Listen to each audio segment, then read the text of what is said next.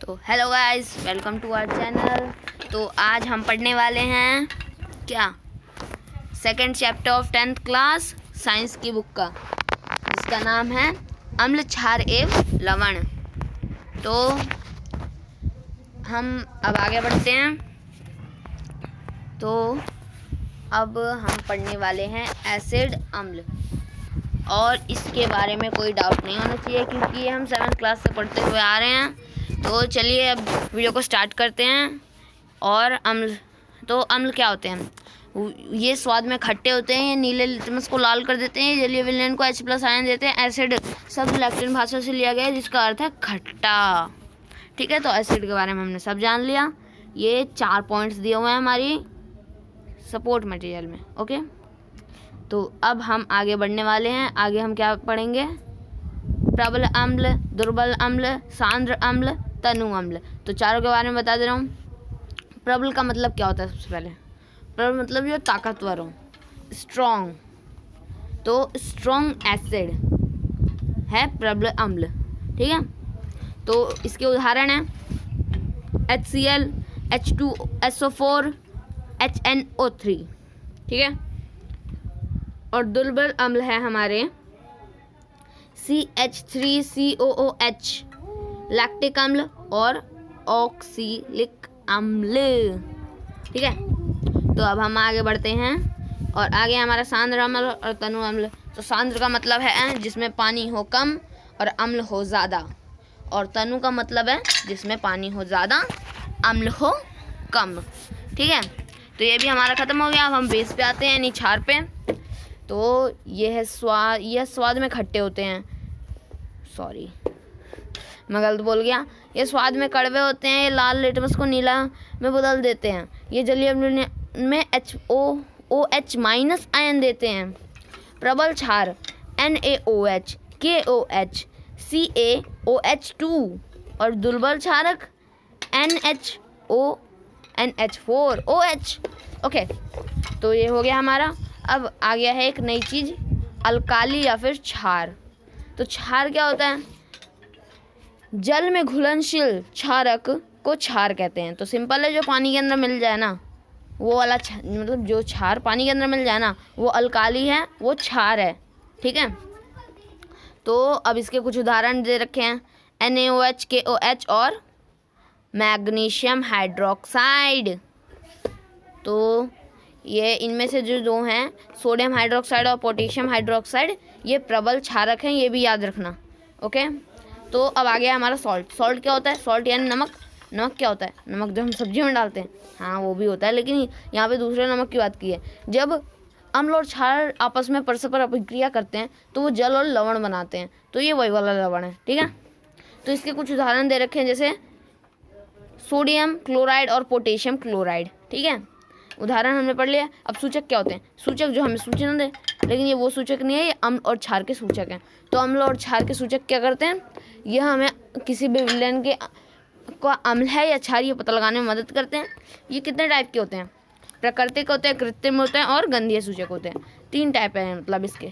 तो अब देखते हैं प्राकृतिक सूचक। सिंपल है, जो प्रकृति से प्राप्त हो, जैसे लैक्टिन है, लाल पत्ता गोभी है और लिटमस है, इस तरह के। ठीक है, कृत्रिम क्या होगा?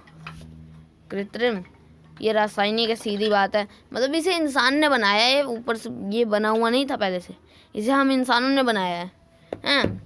तो ये क्या है? जैसे इसके नाम उदाहरण दे रखे हैं, मिथाइल ऑरेंज और फिनालेफेथैलीन। ऐसे नाम पढ़ने में दिक्कत होती है, कोई नहीं। तो गंधीय सूचक क्या है? अब हमारे गंधीय सूचक सिंपल है, गंधीय सूचक यानी जिसकी गंध, स्मेल से पता चले। तो इसके उदाहरण है प्याज और लौंग का तेल। ठीक है, इसकी गंध से पता चलता है कि कौन सा विलयन अम्ल है और कौन सा क्षार। ठीक है, तो क्षार और अम्ल का पता लगाने के लिए जो गंधीय सूचक हैं वो कौन कौन से हैं? प्याज और लौंग का तेल। ठीक है, तो अब आगे बढ़ते हैं। यहाँ पे हमारे दे रखा है प्राकृतिक सूचक, कृत्रिम सूचक, गंधीय सूचक, और यहाँ पे दे रखे हैं वो अम्ल क्षार के साथ कैसे रिएक्ट करते हैं। सारे सूचक जो अभी हमने ऊपर यहाँ पढ़े, इन सब के यहाँ पे नाम लिखे हैं, और ये अम्ल और क्षार के साथ कैसे। लिटमस का हम सबको पता होना चाहिए, ये नीले को लाल करता है, और मतलब अम्ल जो होता है वो नीले को लाल करता है और क्षार जो होता है वो लाल को नीला करता है, ठीक है। और लाल पत्ता गोभी में ऐसा ही होता है, मतलब ऐसा सेम नहीं होता। अम्ल के साथ ये भी लाल करता है, लेकिन क्षार के साथ ये नीला नहीं करता, ये हरा कर देता है, ठीक है। हल्दी अम्ल कुछ नहीं करता और जो हमारा क्षार होता है वो लाल कर देता है। इसका टेस्ट आप कर सकते हैं। आप एक हल्दी लीजिए और उसके ऊपर थोड़ा शैम्पू डाल के मिक्स करके दीजिए, वो लाल हो जाएगा, ठीक है। तो अब आ गया है हमारा चौथा, जो कि है हाइड्रेंजिया के फूल का रस। ये ना अम्ल से ना नीला हो जाता है और जो क्षार होता है उसमें गुलाबी हो जाता है। फिनाल्फैथिलीन, ये अम्ल के साथ रंगहीन हो जाता है, यानी पानी के कलर का जो हमारा पानी होता है रंगहीन, और क्षार के साथ गुलाबी हो जाता है। मैथाइल ऑरेंज लाल हो जाता है अम्ल के साथ, और क्षार के साथ क्या होता है, नीला नहीं, क्षार के साथ होता है पीला। ओके, तो प्याज का रस क्या करता है, गंधीय सूचक है, ये हम ऊपर पढ़ चुके हैं। तो ये तीक्ष्ण गंध, तीक्ष्ण का मतलब मुझे नहीं पता, लेकिन शायद ये तेज गंध से, और तीक्ष्ण यानी कम गंध होगा शायद। तो इसके बारे में आप लोग देख लेना। और अब हम आगे बढ़ते हैं, और हमारा है वनीला एसेंस और लौंग का तेल। ये दोनों सेम ही है, क्षार में इसकी जो गंध रहती है वही गंध रहती है, और जो हमारे अम्ल में वही गंध रहती है। क्षार में कोई भी गंध नहीं रहती, खत्म हो जाती है गंध। अम्ल व क्षार के रासायनिक गुण धातु के साथ अभिक्रिया करते हैं तो क्या करते हैं, लवण और हाइड्रोजन बनाते हैं। अम्ल प्लस धातु, लवण और हाइड्रोजन, क्षार प्लस धातु, लवण प्लस हाइड्रोजन, ठीक है। तो इसके उदाहरण दे रखे हैं। अम्ल के साथ HCl 2HCl plus zinc equals to zinc chloride plus hydrogen, यानी जिंक क्लोराइड एक लवण है और हाइड्रोजन जो है वो तो हाइड्रोजन ही है। और यहाँ पे फिर देख लेते हैं क्षार के साथ क्या है, 2NaOH प्लस ZnN2ZnO2, इसको हम कहते हैं सोडियम जिंकेट प्लस हाइड्रोजन, ठीक है। तो पॉप टेस्ट आप जानते ही होंगे, हाइड्रोजन के ने जब भी हाइड्रोजन का दहन होता है ना तो पॉप साउंड होता है, सिंपल सी बात है। तो अब हम देखते हैं पॉप साउंड के बाद, यहाँ पे फिर भी पढ़ लेते हैं इसे। पॉप टेस्ट क्या है, हाइड्रोजन गैस के निहित प्रखनली के पास जब कोई मोमबत्ती जलाई जाती है तो पॉप की ध्वनि उत्पन्न होती है। इस टेस्ट का हाइड्रोजन की उपस्थिति दर्शाने के लिए प्रयोग करें। तो ये हमारा एक एक्सपेरिमेंट है, तो एक्सपेरिमेंट्स हमें नहीं करने हैं, वैसे भी स्कूल बंद चल रहे हैं तो स्कूल में भी नहीं कराए जाएंगे। तो अब हमें पढ़ना क्या है, धातु कार्बोनेट तथा धातु बाइकार्बोनेट, ठीक है, की अभिक्रिया ये होती अम्ल के साथ कैसी होती है। अम्ल के साथ धातु कार्बोनेट की अभिक्रिया में लवण, कार्बन डाइऑक्साइड और जल बनता है। क्या बनता है, लवण, कार्बन डाइऑक्साइड और जल। तो फिर हम इसको क्या कह सकते हैं, तो फिर अब इसका एक उदाहरण देख लेते हैं पहले, चलो। तो अम्ल क्या है, HCl, तो हमने यहाँ 2HCl ले लिया। धातु कार्बोनेट, हाँ, और ये 2 कैसे लगा है ये आप सब मुझे कमेंट करके बताएंगे, वो किस लिए लगाया गया है HCl में, ओके। तो अब हम यहाँ पे देखते हैं N2CO3 फिर arrow 2NCl plus carbon dioxide plus जल या फिर H2O, ओके। तो क्षार के साथ धातु कार्बोनेट और धातु बाइकार्बोनेट कोई भी अभिक्रिया नहीं करते, ठीक है। और धातु बाइकार्बोनेट के साथ अम्ल की अभिक्रिया में सेम टू सेम वही होता है, लवण, कार्बन डाइऑक्साइड और जल बनता है, ठीक है। तो अब यहाँ पे एक और जांच दे दी गई है, CO2 की जांच टेस्ट। तो क्या लिखा है इसमें पढ़ लेते हैं। उत्पादन कार्बन डाइऑक्साइड को चूने के पानी से प्रवाहित करने पर पानी दूधिया हो जाता है। यानी यहाँ पे जो लिखा है कि उत्पादित जो कार्बन डाइऑक्साइड है अगर उसे चूने के पानी से प्रवाहित करें तो फिर वो पानी का रंग जो होगा दूधिया हो जाएगा, ठीक है। तो अगर हम ऐसा करते हैं और पानी का रंग दूधिया हो जाता है, चूने का पानी का रंग, तो फिर मतलब वो कार्बन डाइऑक्साइड है। तो यहाँ पे जैसे कि हमें यहाँ पे इसका एक वो दे रखा है, समीकरण C2H2O, जो कि हमारा चूने का पानी चूने में पानी मिलाया जाता है। पहले चूने का बुझे हुए चूने का क्या होता है सूत्र, बिन बुझे चूने का CaO, और फिर जब वो बुझा हुआ चूना बनता है, यानी जब वो पानी में डल जाता है तब वो बनता है CaOH2, जो कि यहाँ पे हमारा दे रखा है, plus carbon dioxide arrow CaCO3 यानी कैल्शियम कार्बोनेट, और फिर जल। ठीक है, तो फिर कैल्शियम कार्बोनेट है वो है हमारा ये दूधिया पदार्थ, और यही है वो सफ़ेद अवक्षेप। यानी कि जब सफ़ेद अवक्षेप बन गया मतलब ये क्या है, ये एक अवक्षेपण अभिक्रिया है। तो अब हम आगे क्या पढ़ने वाले हैं, अधिक मात्रा में, यहाँ पे एक और चीज़ दे रखी है कि अधिक मात्रा में CO2 प्रवाहित करने पे क्या होगा, करने पे CaCO3 प्लस जल प्लस CO2 अगर हमने कर दिया तो ये बन जाएगा CaHCO3 तो ये जल में घुलनशील होगा। ठीक है, अब हम आगे पढ़ते हैं कि आगे और क्या दे रखा है। अभी पूरा चैप्टर बचा है भाई। तो अम्ल एवं क्षार की परस्पर अभिक्रिया, अम्ल प्लस क्षार एरो लवण प्लस जल, यानी कि ये है उदासीनीकरण अभिक्रिया। उदासीनीकरण अभिक्रिया में क्या होता है, उदासीनीकरण अभिक्रिया में होता है हमारा जो हमारे ये अम्ल और क्षार होते हैं वो आपस में मिलकर लवण और जल बनाते हैं। ठीक है, तो यहाँ पे हमें डेफिनेशन दे रखी है, जब अम्ल द्वारा क्षारक को प्रेक्षित प्रभाव तथा क्षारक को अम्ल का प्रभाव समाप्त हो जाता है तो परिणाम स्वरूप लवण एवं जल प्राप्त होते हैं, तो इसे उदासीनीकरण अभिक्रिया कहते हैं, या फिर यह उदासीनीकरण अभिक्रिया होती है।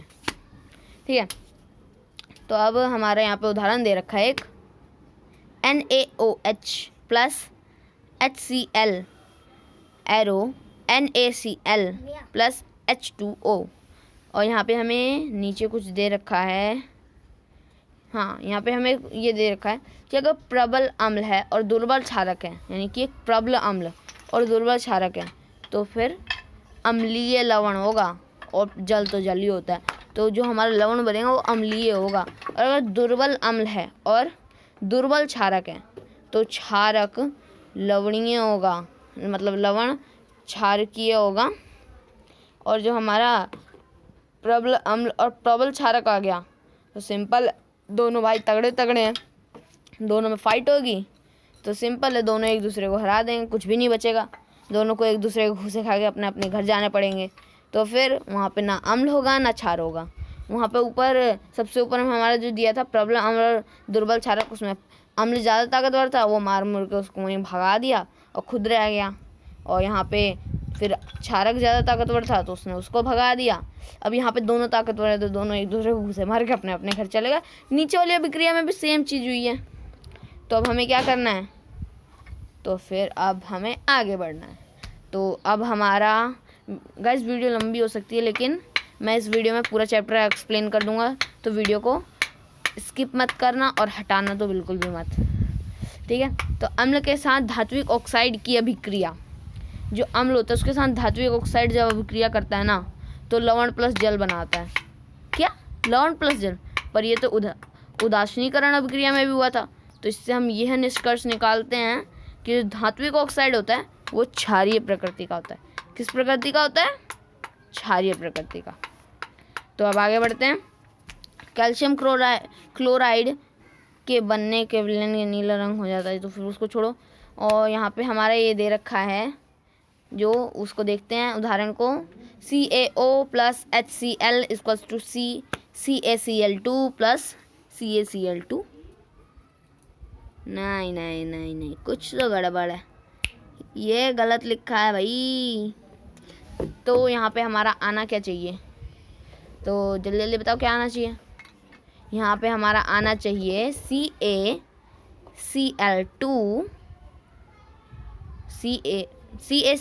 Plus H2O। ओके, तो यहाँ पे H2O आएगा। तो ये बुक की गलती है, तो इसके लिए हमें इसे खुद ठीक करना होगा। तो फिर कई बार ध्यान रखना, यहाँ पे गलती हो सकती है तो तुम्हें उसे खुद ठीक करना होगा। तो अब धात्विक ऑक्साइड, आगे बढ़ते हैं। धात्विक ऑक्साइड की प्रवृत्ति क्षारीय होती है क्योंकि ये अम्ल के साथ क्रिया करके लवण और जल बनाते हैं। इसके उदाहरण देख लो। CuO, अब ये Cu का आ गया, अरे, और MgO, Mg यानी कि मैग्नीशियम, Cu यानी कॉपर, कॉपर ऑक्साइड और मैग्नीशियम ऑक्साइड। ये है धात्विक ऑक्साइड के क्या, नहीं क्या, वैसे यहाँ पे Cu, हाँ ठीक है। तो फिर अब आगे बढ़ते हैं गाइस। तो सबसे पहले हमारा अब आ गया अधात्विक ऑक्साइड की क्षारों के साथ अभिक्रिया। अधात्विक ऑक्साइड की क्षार के साथ अभिक्रिया होने पर लवण प्लस जल बनता है। अब भाई लो कर लो बात, सब में लवण प्लस जल बना रहे हैं लोग, तो हम इससे क्या निष्कर्ष निकालेंगे? चलो कमेंट करके जल्दी जल्दी बताओ, वेट कर रहा हूँ 5 सेकंड का। 5 4 3 2 1। तो ओके, तो फिर अब इससे हमारा ये निष्कर्ष निकलता है कि जो हमारे क्या अधात्विक ऑक्साइड होते हैं वो किस प्रकृति के होते हैं? क्षारीय? नहीं नहीं नहीं, अम्लीय। अम्लीय प्रकृति के होते हैं अधात्विक ऑक्साइड, और धात्विक ऑक्साइड किसकी प्रकृति के होते हैं? क्षारीय। ठीक है, तो इसमें कंफ्यूज मत होना। और इसका उदाहरण दे रखा है हमें, carbon dioxide plus calcium hydroxide यानी कि CO2 प्लस, यहाँ पे मैं जूम कर देता हूँ, ज़्यादा जूम हो गया, हाँ। तो carbon dioxide plus calcium hydroxide plus calcium carbonate plus hydrogen, hydrogen का जल है H2O। ओके, तो अब हम इसको दोबारा छोटा कर लेते हैं। हाँ, बहुत बढ़िया, बहुत बढ़िया, शाबाश। तो फिर अब हमारा आ गया है क्या, अधात्विक ऑक्साइड की प्रवृत्ति में अम्लीय होते हैं, देखा मैंने बोला था ना, तथा ये विद्युत क्षार प्रवाहित, विद्युत धारा, क्षार बोल रहा हूँ यार, कंफ्यूज हो गया मैं, कोई नहीं। तो विद्युत धारा प्रवाहित करते हैं। तो अब यहाँ पे हमें नीचे कुछ दे रखा है, अम्ल की अभिक्रिया धातु कार्बोनेट के साथ होती है तो क्या होता है? लवण प्लस, यहाँ पे रिवाइज करने के लिए, तो अम्ल के साथ इन सब की जब अभिक्रिया होती है तो क्या होता है? धातु कार्बोनेट के साथ होती है तो लवण, कार्बन डाइऑक्साइड और जल, और जब धातु के साथ होती है तो फिर लवण प्लस हाइड्रोजन, और जब हाइड्रोजन कार्बोनेट के साथ होती है तब लवण प्लस क्या? धातु हाइड्रोजन कार्बोनेट। भाई ये सब कुछ अलग नहीं लग रहा? बायोकार्बोनेट सुना था ना हमने, तो फिर ये वही है शायद। तो यहाँ पे भी सेम होता है धातु कार्बोनेट की जैसा ही। अब धातु ऑक्साइड आ गया तो वही लवण प्लस जल, क्षार आ गया तो लवण प्लस जल। ठीक है, अब यहाँ क्षार के साथ भी वही है। ये सब हमने पहले ऊपर पढ़ चुके हैं, तो ये सब आप लोग रिवाइज कर लेना। और गाइज अब हम आगे बढ़ेंगे, तो फिर आगे क्या है? आगे आगे आगे आगे हमें बढ़ते जाना है और पढ़ते जाना है। तो अब आ गया हमारा अम्ल व क्षारकों में समानताएं। तो अम्ल और क्षारकों में क्या समानताएं हैं? तो सिंपल है, सभी अम्ल जो होते हैं वो H+ आयन उत्पन्न करते हैं और सभी क्षारक OH- आयन उत्पन्न करते हैं। और यहाँ पे फिर नीचे एक लाइन लिखी गई है, जब कोई अम्ल या क्षार जल में मिलाया जाता है तो यह तनुकृत हो जाता है। जल में मिलने पर आयन की सांद्रता H3O+ या OH- में प्रति इकाई आयन की कमी हो जाती है। ओके गाइस, तो फिर अब हम आगे बढ़ते हैं। तो आगे हमारा क्या है, यहाँ पे दे रखा है हमें क्षार तथा अम्ल की प्रबलता, यानी अम्ल और क्षार की प्रबलता के बारे में। तो अब हम आगे पढ़ेंगे कि किसी क्षार या अम्ल की प्रबलता उसके द्वारा उत्पन्न H प्लस आयन या OH माइनस आयन के संख्या पर निर्भर करती है। किसी क्षार या अम्ल की प्रबलता उसके द्वारा उत्पन्न H प्लस आयन या OH माइनस आयन पर निर्भर करती है। किसी अम्ल या क्षार की प्रबलता हम सार्वभौमिक सूचक द्वारा ज्ञात कर सकते हैं। तो सार्वभौमिक सूचक के द्वारा ज्ञात करते हैं, यानी कि यूनिवर्सल इंडिकेटर इसे इंग्लिश में बोलते हैं। और ये होता है अनेक सूचकों का मिश्रण। तो फिर अब आगे बढ़ते हैं। यह सूचक किसी विलयन में हाइड्रोजन आयन की विभिन्न सांद्रता के विभिन्न रंगों में प्रदर्शित करते हैं। तो अब आ गया जलीय विलयन में अम्ल और क्षारक। जलीय विलयन में अम्ल और क्षारक क्या करते हैं, हम ऊपर पढ़ चुके हैं। यह H प्लस आयन जल में H प्लस आयन उत्पन्न करता है और H प्लस या H3O प्लस हाइड्रोनियम आयन के रूप में पाए जाते हैं। तो इसकी अभिक्रिया क्या होती है, H plus ion plus H2O equals to H3O। अब यहाँ पे हमें एक और अभिक्रिया दे रखी है, HCl प्लस जल equals to H3O plus Cl minus. तो अब यहाँ दे रखा जल की उपस्थिति में क्षारक OH माइनस आयन उत्पन्न करते हैं, सबको पता है। अब कैसे करते हैं ये भी दिखा रखा है हमें एक समीकरण के द्वारा। जो समीकरण है वो क्या है, अरे बहुत ईजी समीकरण है, NaOH प्लस NaOH जब जल में मिलाया जाता है यहाँ पे, इसलिए जल ऊपर दे रखा है, तो फिर बनता है Na प्लस और OH माइनस। ठीक है, तो अब हम आगे बढ़ेंगे। सभी क्षारक जल के में घुलनशील नहीं होते। जल में घुलनशील क्षारकों को क्षार कहते हैं, ये हम ऊपर पढ़ चुके हैं।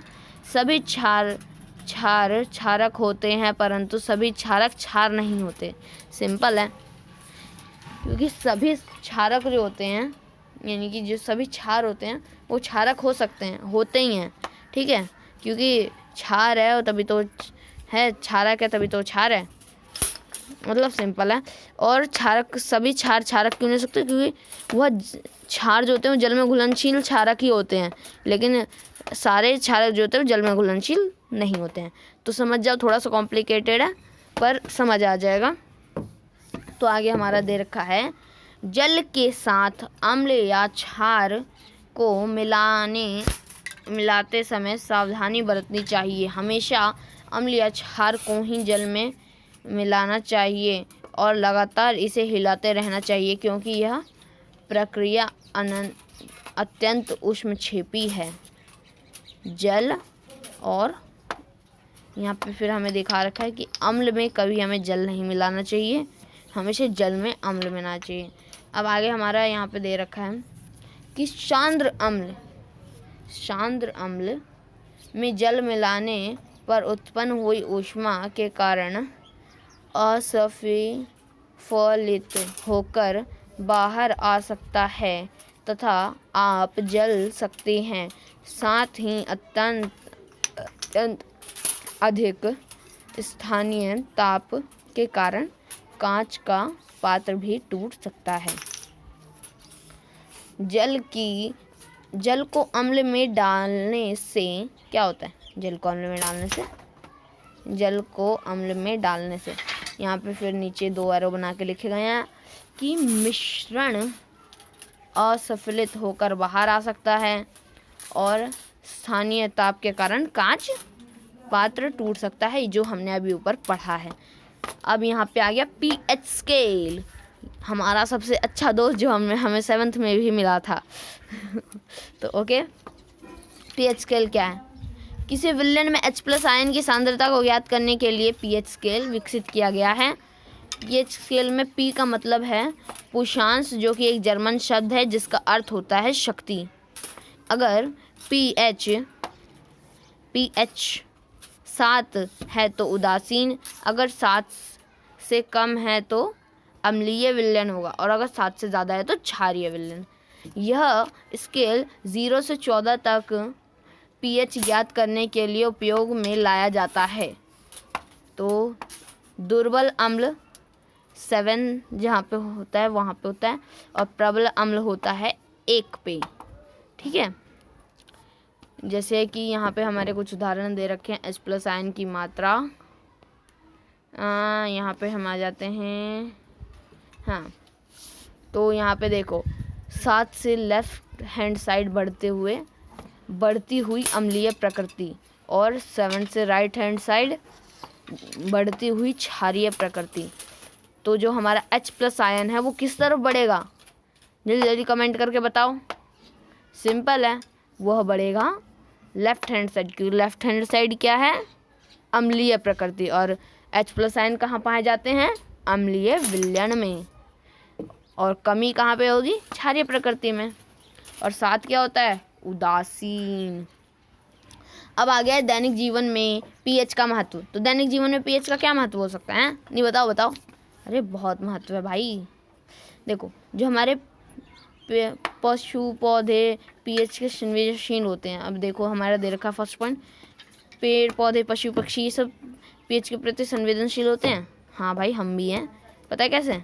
हमारा शरीर जो है वो 7.0 से लेकर 7.8 pH प्रास के बीच में कार्य करता है। ठीक है, और वर्षा की pH मान जब 5.6 से कम हो जाती है ना, तो वो अम्लीय वर्षा होती है। जो जल में जाने पे ना, यानी समुद्रों में जाने पे जो हमारे मछलियाँ होती हैं और जलीय जीव होता है, उन्हें नुकसान पहुंचाता है। अब pH को बढ़ाने का जो अम्लीय वर्षा का कारण है ना, वो हम लोग हैं। ठीक है, वो कैसे हैं वो सब मैं कभी और बताऊंगा।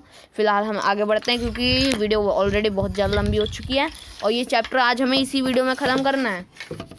तो सबसे पहले, और हाँ, अगर मेरी मेहनत पर तरस आ गया होगा तो वीडियो को लाइक कर देना, कमेंट कर देना और सब्सक्राइब करना बिल्कुल मत भूलना। क्योंकि भाई साहब, अब आप कमेंट नहीं करोगे तो फिर हमें कैसे पता चलेगा आप लोग पढ़ भी रहे हो या नहीं। और अगर आप सब्सक्राइब नहीं करोगे तो भाई साहब हमारे पढ़ाने का क्या मतलब है? नहीं कोई मतलब है, हमारा भी थोड़ा भला हो जाएगा। सब्सक्राइब कर दो।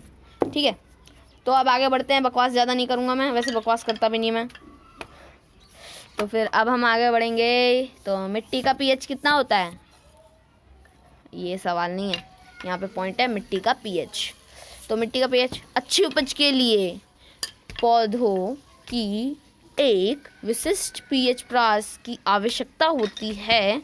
यदि किसी स्थान की मिट्टी का pH कम या अधिक हो जाता है तो किसान उसमें आवश्यकता अनुसार अम्लीय या क्षारीय पदार्थ मिलाते हैं। ठीक है, तो किसी भी अच्छी उपज के लिए हमारा मिट्टी का pH ठीक रहना चाहिए। अगर वो कम या ज़्यादा होता है तो उसमें अम्लीय या क्षारीय पदार्थ मिलाए जाते हैं। ठीक है, तो अब आगे बढ़ते हैं। हमारे पाचन तंत्र का pH क्या होता है? हमारा उदर यानी कि स्टोमक, ठीक है, स्टोमक हाइड्रोक्लोरिक अम्ल यानी HCl उत्पन्न करता है, जो भोजन को पचाने में सहायक होता है, हमारी सहायता करता है। अपच की स्थिति में, यानी जिसे हम एसिडिटी भी कहते हैं, उदर अधिक मात्रा में अम्ल उत्पन्न कर देता है, जिससे कि हमारे उदर में दर्द व जलन का अनुभव होता है। कभी एसिडिटी हुई होगी तो पता होगा, नहीं हुई तो कोई बात नहीं। तब हम पता है क्या यूज़ करते हैं इस दर्द से? एंटी एसिड या इनो, ये वो फलाना ढिगाना, वो सब एंटी एसिड हैं। लेकिन ये किस प्रकृति के होते हैं? अम्ल के होंगे, क्षार के होंगे? ये कमेंट करके जल्दी जल्दी बताओ। ठीक है,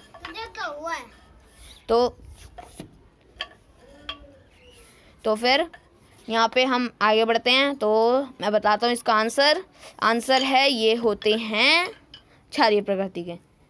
अब पूछोगे एंट एसिड है तो एंट एसिड का मतलब ये नहीं है कि वो एसिड है। एंट एसिड यानी एंटी एसिड को मिला के एंट एसिड बन जाए। तो जो एसिड नहीं होगा वो क्या होगा? क्षार होगा।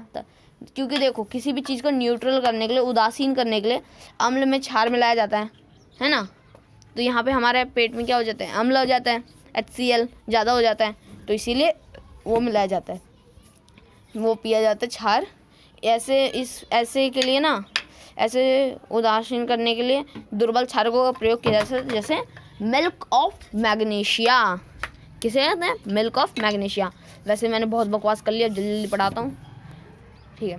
तो अब पीएच परिवर्तन के कारण दंत क्षय, अब ये कैसे होता है भाई, जल्दी जल्दी बताओ।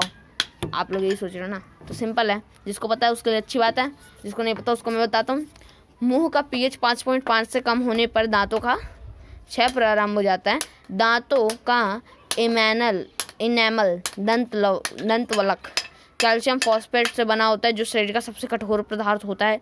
यह जल में नहीं घुलता, लेकिन मुंह के पीएच का मान 5.5 से कम होने पर संशोधित हो जाता है।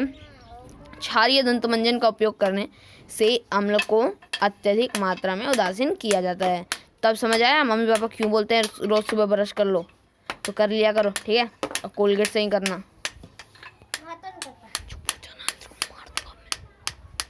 तो फिर अभी मैं आपको और क्या बताऊंगा। हाँ, तो अब हम पढ़ने वाले हैं पशु और पौधों द्वारा उत्पन्न किए गए रसायनों से आत्मरक्षा। अब भाई पशु जो होते हैं वो कैसे उत्पन्न करेंगे वो रसायन केमिकल, और उससे आत्मरक्षा कैसे करेंगे? तो सिंपल है, कभी आपको चींटी ने काटा है, मधुमक्खी ने काटा है, तो ये सब क्या करते हैं? डंक मारते हैं। उससे जलन कैसे होती है? क्योंकि उनके डंक में एसिड होता है, वो लोग उसे खुद बनाते हैं। इसीलिए यहाँ क्या कहा गया है, पशु पौधों द्वारा उत्पन्न किए गए रसायन, ठीक है। तो अभी हम इसको पढ़ते हैं। मधुमक्खी का डंक में अम्ल छोड़ता है, जिसके कारण दर्द जलन अनुभव होता है। डंक मारने के अंग में बेकिंग सोडा का उपयोग करने से आराम मिलता है। नेटल के डंक पर बाल मैथोनाइक अम्ल छोड़ जाते हैं, जिनके कारण जलन व दर्द का अनुभव होता है। इसका इलाज डंक वाले स्थान पर डॉक पौधे की पत्ती रगड़कर किया जा सकता है। तो डॉक पौधे की पत्ती कहाँ होती हैं? जहाँ पे आपको नेटल मिलेगा उसके आसपास ही ज़्यादातर ये उगती हैं। तो चलो फिर आगे बढ़ते हैं। तो अब ये वीडियो कुछ ज़्यादा लंबी हो गई, कुछ लोग तो परेशान भी हो गए होंगे। तो भाई साहब मैं उनको एक बात बोल दूँ कि ना, ये वीडियो उनके ही भलाई के लिए और कुछ मेरे भी। चलो आगे बढ़ते हैं। तो प्रबल अम्ल और प्रबल क्षार, उदासीन लवण, प्रबल अम्ल प्लस प्रबल क्षार होंगे, तो ये हम ऊपर पढ़ चुके हैं। तो फिर यहाँ पे होगा उदासीन लवण, जिसका पीएच कितना होगा? उदासीन का पीएच होता है 7, ठीक है। ओके, तो फिर अब आगे बढ़ते हैं।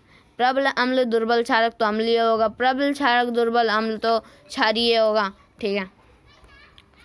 और अब हम आगे पढ़ते हैं साधारण नमक से रसायन। अब यहाँ पे होने वाली है क्या पढ़ाई। तो यहाँ पे है साधारण नमक से रसायन। अब बोलोगे ये क्या होता है भाई, क्या पागल बना रहे क्या? तो बोल रहा हूँ नहीं भाई। तो इसके 5 पार्ट्स दिए गए हैं हमें, मतलब 5 नमक दे रखे हैं।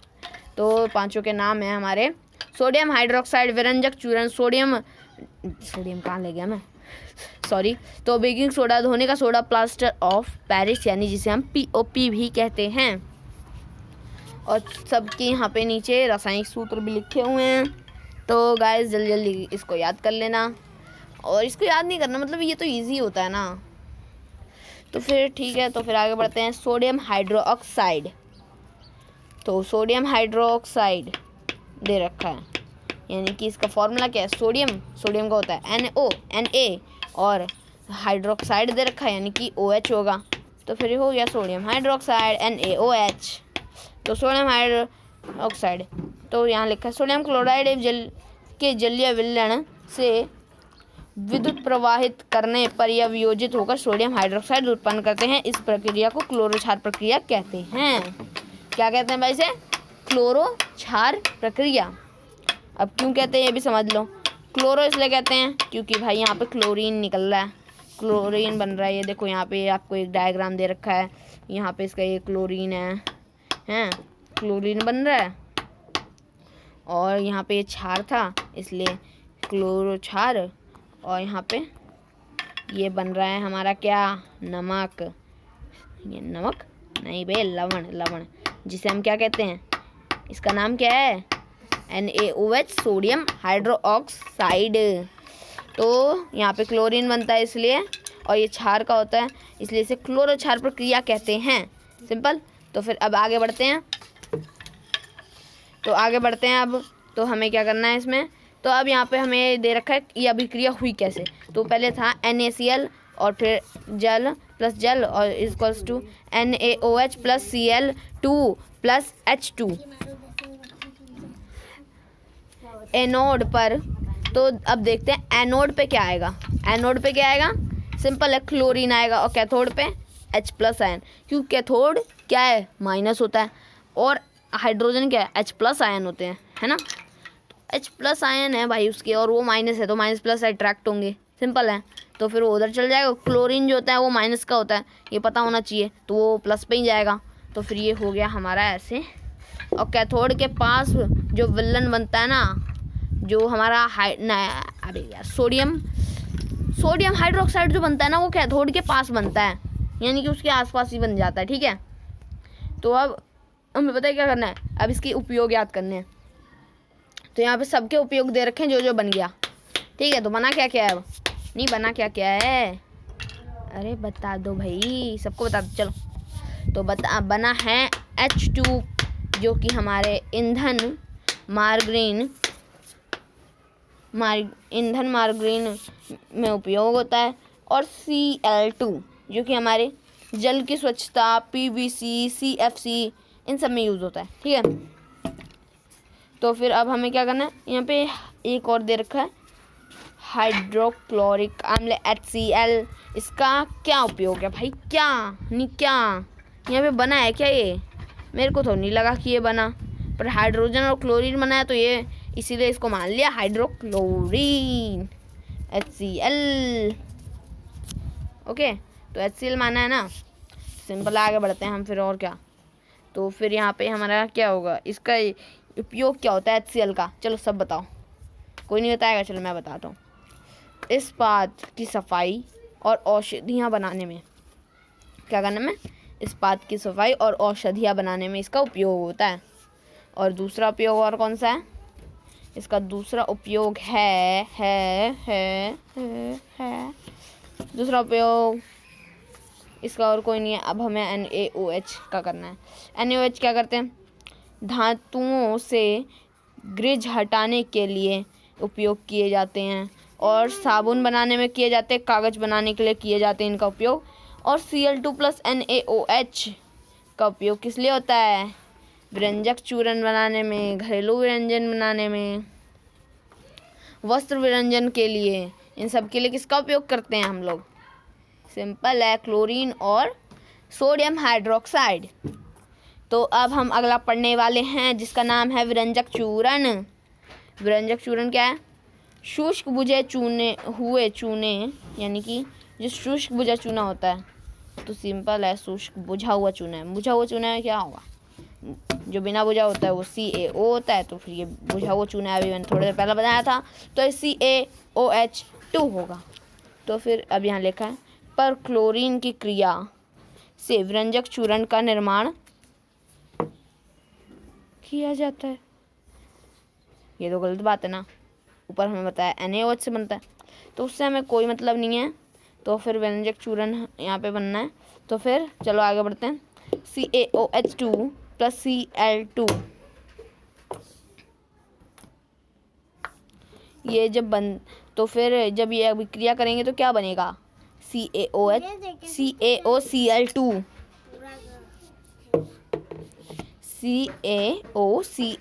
Plus hydrogen.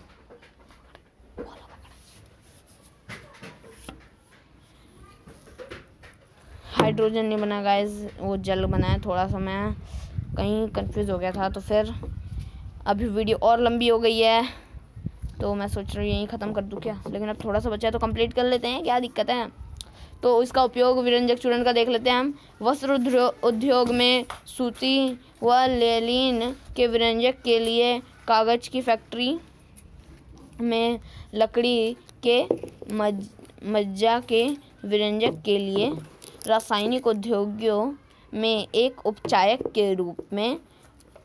और इसके बाकी आप लोग उपयोग पढ़ लेना, आपकी सपोर्ट मटेरियल बुक में, एनसीईआरटी बुक में, दोनों में दे रखा है, आप उसमें से पढ़ लेना। अभी यहाँ पे वीडियो बहुत लंबी हो चुकी है, 40 मिनट्स की हो चुकी है, तो फिर हम अब थोड़ा सा जल्दी कर लेंगे इसको।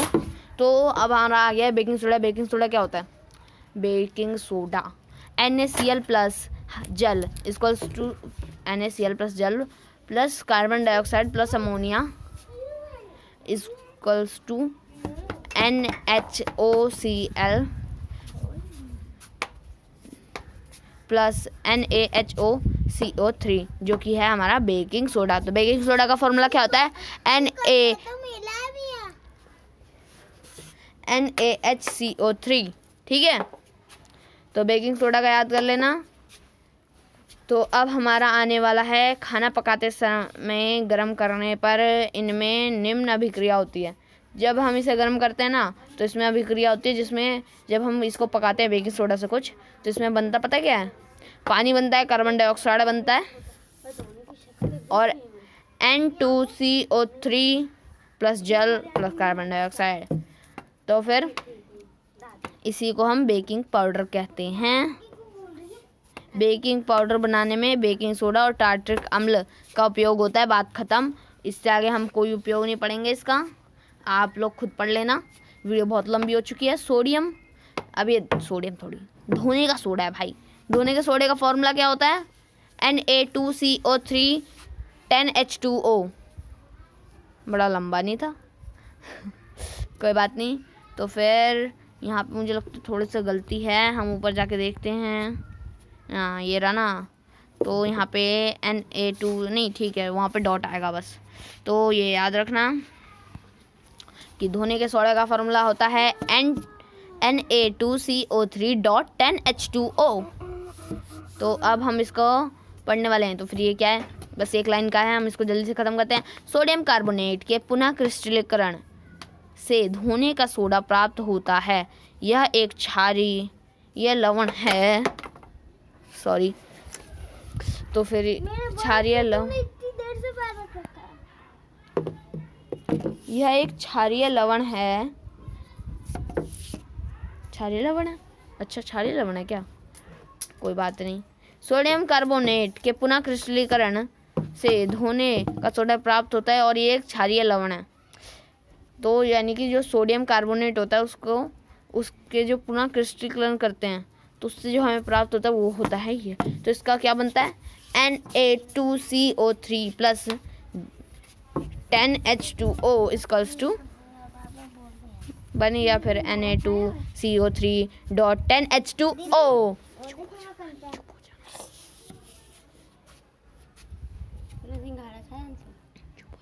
तुम दोनों खिलाए नहीं यार।